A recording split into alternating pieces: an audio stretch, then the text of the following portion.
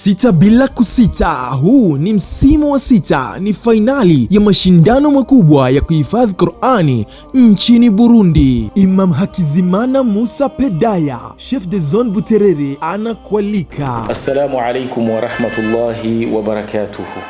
Ni mimi ndugu yenu katika iman, Imam Hakizimana Musa maarufu Pedaya, nikiwa Chef de Zone wa zone ya Buterere, lakini pia nikiwa naibu kiongozi wa Waislamu au naibu wa amiri wa Waislamu katika mkoa wa Bujumbura. Natoa wito wangu na kuwaalika waumini wote wanaoipenda kheri katika mashindano makubwa ya kuhifadhi kitabu cha Mwenyezi Mungu Subhanahu wa Ta'ala ambacho ni Qur'ani, mashindano makubwa ambayo yatafanyika katika nchi yetu ya Burundi, yanayoandaliwa na shirika Association Frères et Sœurs, yatakayofanyika siku ya Jumamosi tarehe 11 mwezi wa 4 mwaka wa 2026 kuanzia muda wa saa 1 kamili asubuhi mpaka muda wa saa 7 mchana katika viwanja vya Komibu, jamii ya Kiislamu nchini Burundi, hapo Nyakabiga. Kumbuka ndugu yangu Muislamu ya kwamba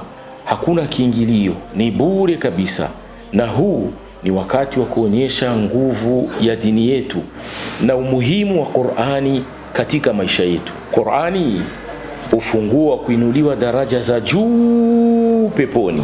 Haya si mashindano tu, ni zaidi ya mashindano, ni safari ya kutafuta ufunguo wa janna. Mashindano haya yatafanyika tarehe 11 mwezi wa 4 mwaka 2026 katika uwanja wa Laidi Komibu Nyakabiga, kuanzia saa 1 asubuhi hadi saa 7 mchana. Mashindano haya makubwa yameletwa kwenu kwa upendo na Association Unie Frères et Sœurs chini ya usimamizi kwa udhamini wa Kiswahili Heleka, Agence Kariako, Al Hikma Foundation, Association Istiqama.